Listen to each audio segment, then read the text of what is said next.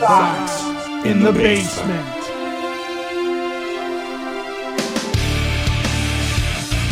Baseball is back. Chase Mydroth kicked it off in style, basically telling Sam Antonacci, stay down there in AAA for a little bit longer and learn left field because I'm keeping second base. Maybe that's the message behind that home run, or maybe he just got a hold of one early on opening day. It was a beautiful home run by Mydroth to kick off the season for the White Sox. Shane Smith, though, had a terrible start, chased in the second inning of opening day.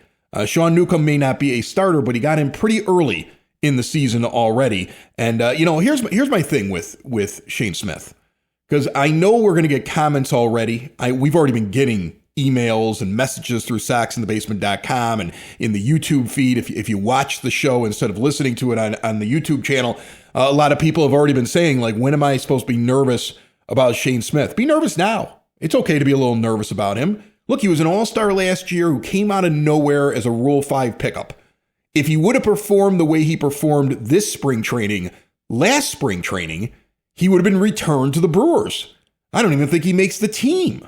So, he had a great year last year, terrible start to this year, and I think what the White Sox need to do, this is how they need to operate this year. They need to operate as though AAA and the Major League club are basically all one big thing, right? Where if you've earned your way onto the Major League club, great. If you don't perform and you have options like Shane Smith has, he's through his Rule 5 thing now. You can now send him down. If I see a few more starts like that, if I see a guy who continues the trend that we saw in the spring, continue that trend here in the first month of the season, you should have no fear about saying, okay, we've got 5 starting pitchers in an amazing rotation down in AAA, and it's time to bring one of them up. And it's time for you to go down and work out your problems down there. I've heard the White Sox say it now before spring training, during camp, and it was being said loud and clear as the season began. They want to win more games. The focus is on winning. They know that they're not competing for a playoff spot. They need to catch lightning in a bottle to be able to do that. But you want to win games. So if Shane Smith isn't figuring it out, figure it out down in the minor leagues. I'm not sending him down tomorrow. You know what I'm saying? I mean, I think he did enough last year.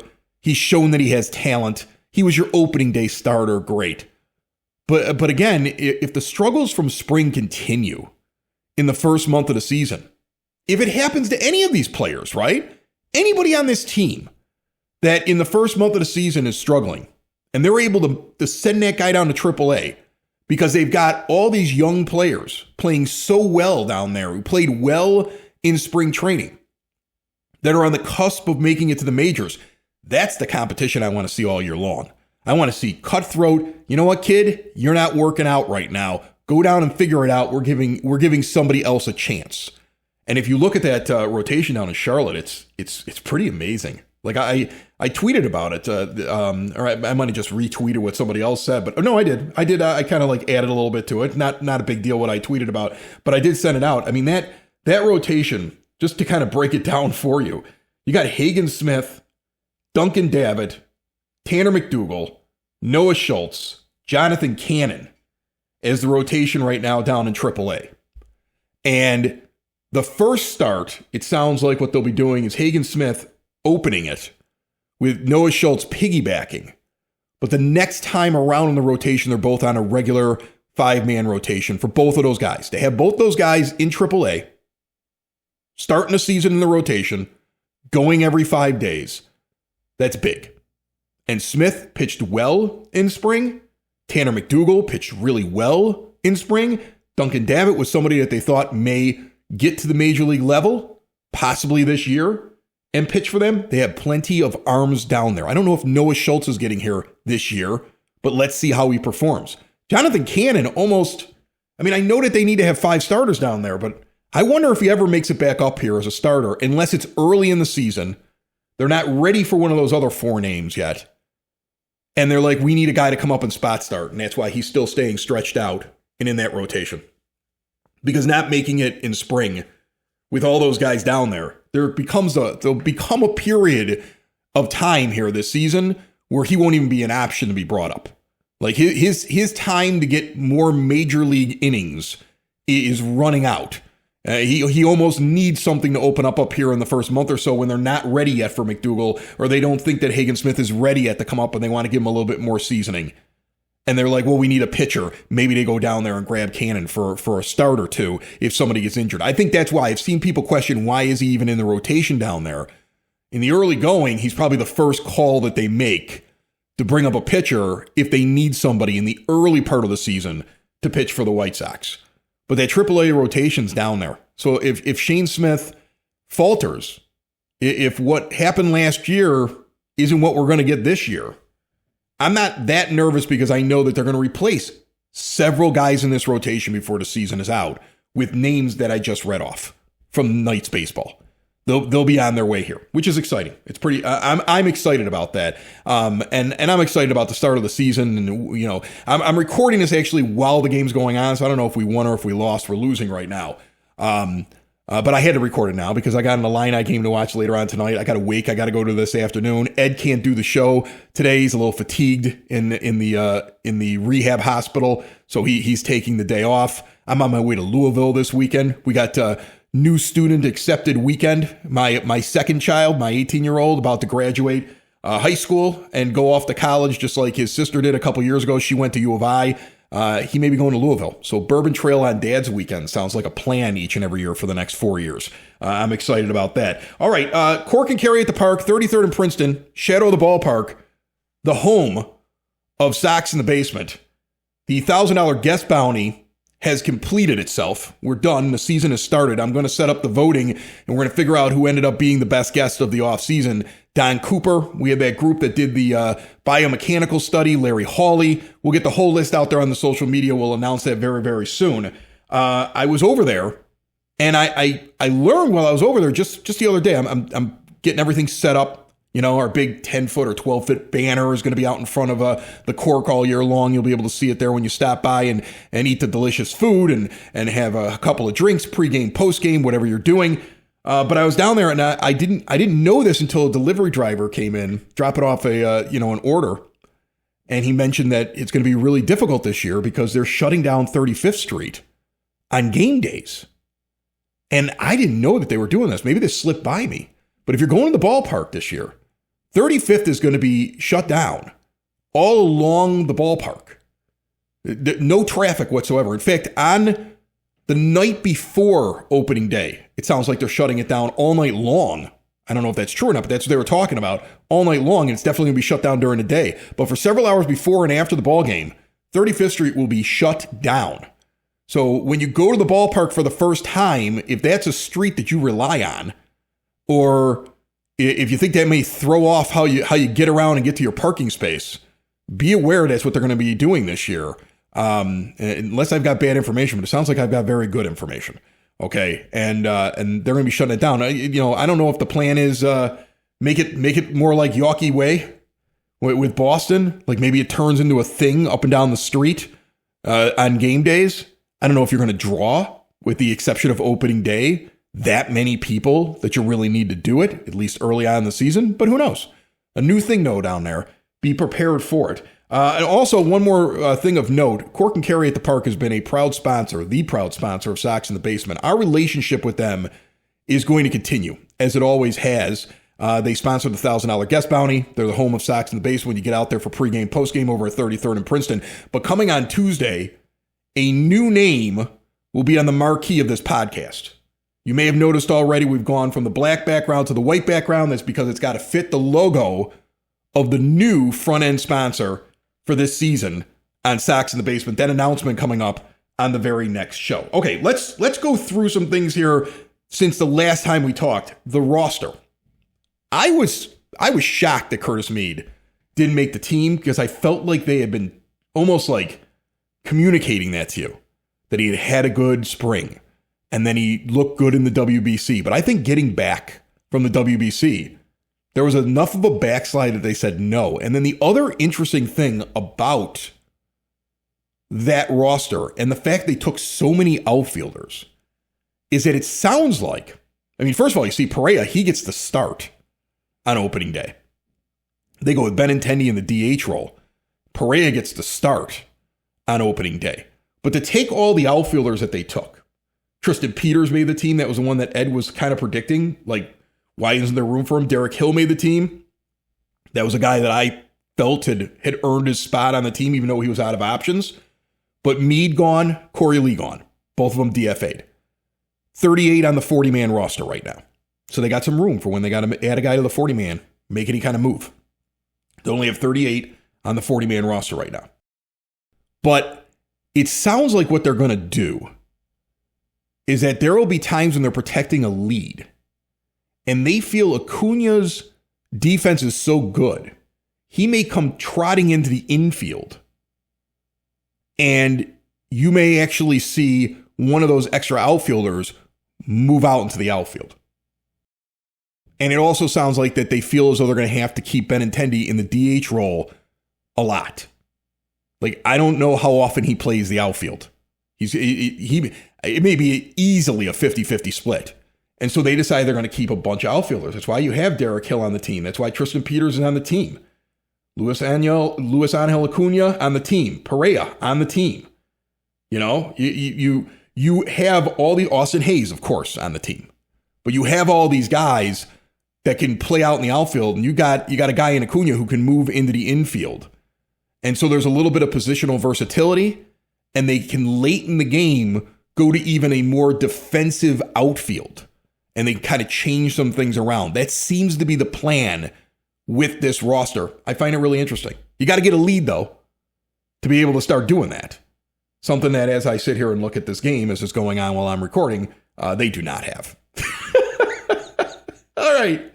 For exterior windows, doors, patio doors, storm doors, look no further than Window and Door Superstore of Oak Forest. They are not in your living room. You are in theirs, at their showroom, seeing everything in full color right there in front of you. No pictures in a book that you have to figure out, well, how would this look in real life? It's right there. Owner and showroom to answer all your questions. There will also be one on site when they do the install with all of their own installers. They never farm out the work. They've been doing it this way for 40 years in Oak Forest since 1985, with all major brands custom made and no stock items for a perfect fit. Window and Door Superstore of Oak Forest is a half block east of 159th and Ridgeland at 6280 159th Street. See more at windowdooroakforest.com.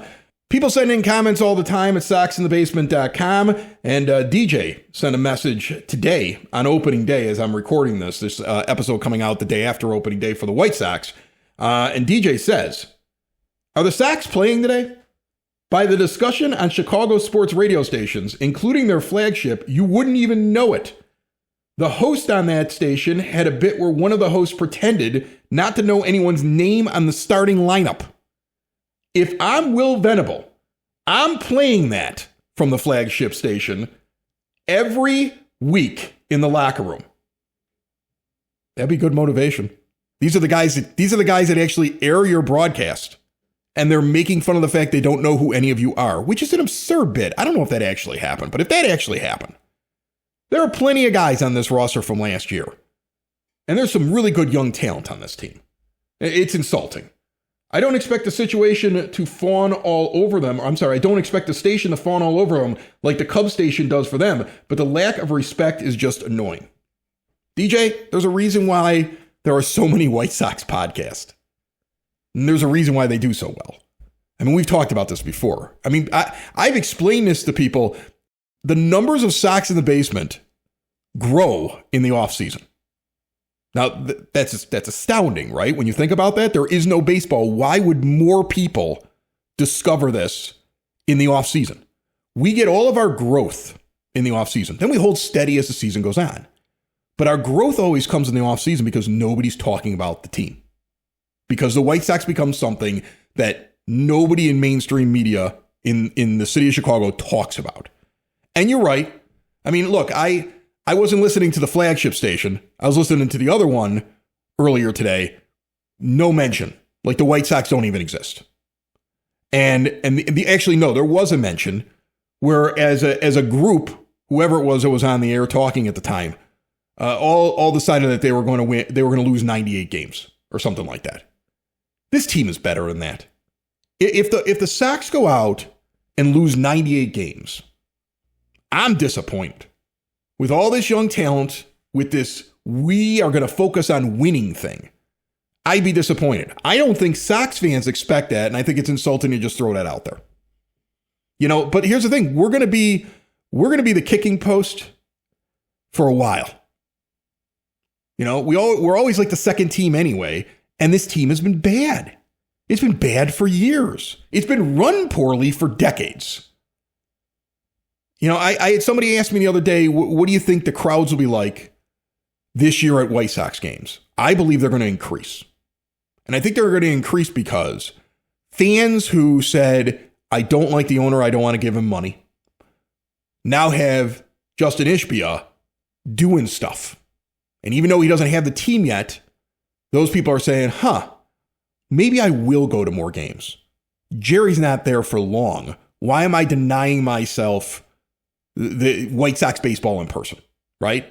For the people that didn't like how the front office acted, you have a general manager who, while everybody doubted him when he was hired, he wasn't anybody's pick, he definitely wasn't mine, has made very smart moves in terms of changing everything in the front office he possibly can.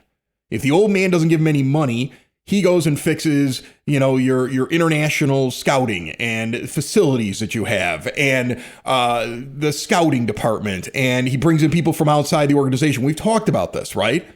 And then you see moves that are made with purpose and you see them stacking talent. Chase Meidroth is at second base. Sam Antonacci's knocking on the door to try to get himself into that infield. He can play in a bunch of different places. He can also move out into the outfield. There's competition. There's a bunch of pitchers down in AAA, I mentioned it right at the beginning of the show, who are all trying to take jobs. Like, this entire season is literally guys trying to hold on to jobs, guys trying to improve, and guys trying to take those jobs from those guys. It's a different way of doing things. So the fans didn't like how the front office operated. They have a reason to say, okay, maybe I won't deny myself White Sox baseball. And I think they're going to win more games because you have a manager that, while I've said it before, I don't know exactly how good of an in-game manager he is yet, because last year was the first year and it was all about growth. And we've learned this from previous managers, all the way back to Ricky Renteria when this show first started. Sometimes decisions are made on teams like that with young players that aren't in the best interest of winning the game. It's about developing the player. Let's see if he can get out of this jam. Let's see if they can overcome this. Let's put them in a situation they're uncomfortable in and see what their capabilities are. But the mantra right now seems to be, we want to win more games. So with all of that surrounding the ballpark, right, and the fact that it is a pretty good experience. I don't know what it's going to be like with parking this year. It seems like they're changing a little bit of the pattern of how they park into some of the lots. Like I said, 35th Street's going to be closed during game days, during game times. And so I don't know what's going to work and what's not going to work, but they seem to be constantly tinkering with it. And there's some positivity, and there's some players you can really get behind. And there's emotion too. Meidroth hits that home run. He's coming out of his socks screaming as he runs down the first base. That whole bench is up. This is a young team that wants to win, is hungry. Like I said, they're trying to get a job, hold a job, and stave off somebody who's trying to take their job. I think that makes White Sox fans excited. My dad, he even admitted, I haven't gone to a lot of White Sox games in the last couple of years. He's really excited about going to White Sox games this year. So I think they're going to get big crowds. So when you get the mainstream media in Chicago that ignores them, they're only doing themselves a disservice. Because you have White Sox fans in this town. That is proven by the fact that when the team is good, that place is packed. When the team is good, White Sox fans show up. They love it. Okay? All of us at least remember the last time they got to a playoff series, even though they lost to the Astros. We remember that.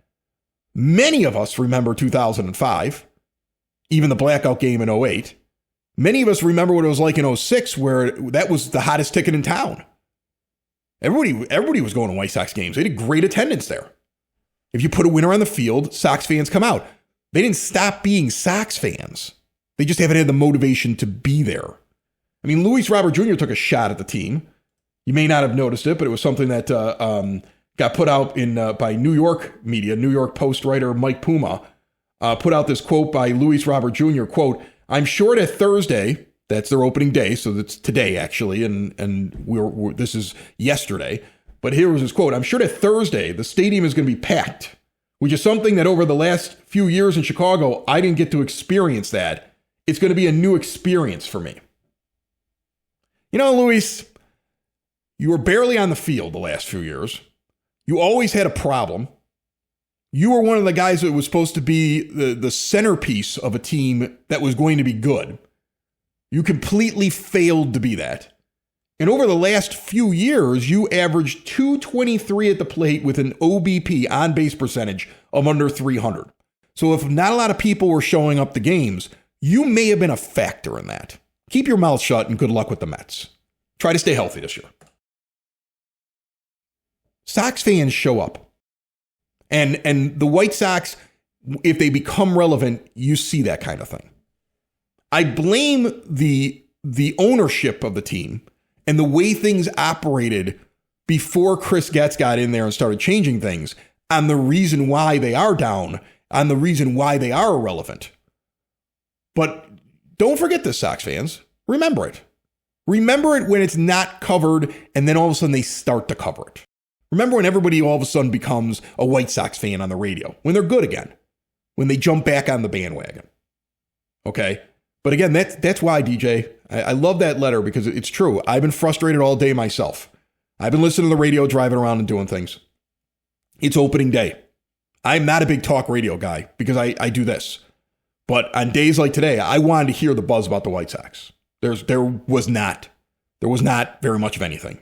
And to sit there and make fun of the idea of like, well, we don't even know who's on the team. You know, I don't know. There's some guys on this team. You have a catcher in Edgar Caro, who's a hell of a catcher. You should know his name. You know, Murakami's one of the big free agent signings. He's an international sensation. You should know his name. If you don't know Colson Montgomery's name, he finished 5th in the Rookie of the Year voting last year, and he only started halfway through the season. And he would have been on a pace to hit over 40 bombs. Okay, and Chase Meidroth reminded you of him with his leadoff home run. And he's an exciting player. And they've got a lot of other exciting players that are coming. I don't get that if that's what happened. It's weird to me. You know, I'm not surprised by it, though. That's how the White Sox get treated. We know that, though. We know this as White Sox fans. We know how we're treated in our own city by our own sports media. And it's not all of them, but there's enough of them that I get the annoyance. Looking at the roster, I just want to get back to that real quick. It was something I wanted to make a point of today before we get to the Sox nerd. Fangraphs put out a thing about how all the teams were built. All the 26-man rosters, not the 40-man rosters. How all the teams were built. And the White Sox is very interesting. On their 26-man roster on opening day, only 5 homegrown players. 8 players brought in via free agency. 10 players brought in via trade. 1 off of waivers, 2 off of Rule 5. They rank 25th out of all Major League Baseball teams. And it's basically a tie, because I don't think there's anybody that's lower than... There's one team has 4 homegrown players. That's the Marlins. They're 30th. And then there are 4 teams that are all tied. Maybe 5 of them. With 5 homegrown players. That's one of the lowest, though. One of the lowest marks. There's only 5 guys in the system. But doesn't it make sense? It really shows the lack of development over the years. And it shows the fact that the general manager and the front office had to find another way to bring in young talent. I mean, I'm not surprised by it, but it also is. It opens your eyes when you look at the numbers in front of you. That they have 8 free agents and 10 trade acquisitions on their opening day roster. They have another one they grabbed off of waivers and 2 off of Rule 5. The front office had to get creative to get a team put together on one of the lowest payrolls in baseball, even though it's a major market, and field that team. And their intention is to go out and try to get wins. I don't know how you're not excited about that. You know, sure, it's not playoffs or bust, but I'm pumped about it. So pumped about it, I never even got to talk about how Frank Thomas is suing the team on the show today. Hey, come on. You know, I don't know what the timeline is, but I imagine the moment I read that Frank Thomas was suing the White Sox because they're using his name and number on the advertisements, on the promotions to try to sell the City Connect jerseys, the red ones that I don't like, because it's just a cross promotion with the Bulls for an owner that owns both teams. I think they're silly jerseys. But the fact that he files that lawsuit, I imagine him filing that lawsuit, muttering to himself, "Not going to put me in the Black History Month graphic." Watch this, because it's only $50,000, right? Like, do you think Frank Thomas really needs $50,000, or this is just a "you've annoyed me, so I'm filing a lawsuit"? That's what it seems like to me. That's what it seems like to me. The Sox nerd is here with us all season long. He puts all those tidbits up on the scoreboard at the rate, but he's nice enough to do it here for us in the offseason and in season. New sponsor being announced on the next episode, opening weekend. Enjoy it. Let's get about as many wins as we get losses, at least to start off. Let's not start off cold. Let's figure out if Shane Smith can pitch like he did last year, or if it's time to bring up somebody else. Like I said, I'm giving him a few more starts, but yeah, you're right to be nervous, but don't be too nervous, because a lot of these guys in this rotation are getting replaced by probably midway point of the season. If they're good, they'll stay on the team. That's how it should be all year long. If you're good, you play. If you're good enough, you're on the roster. If you're not good enough, there's guys waiting. They're hungry, and they want to come to Chicago.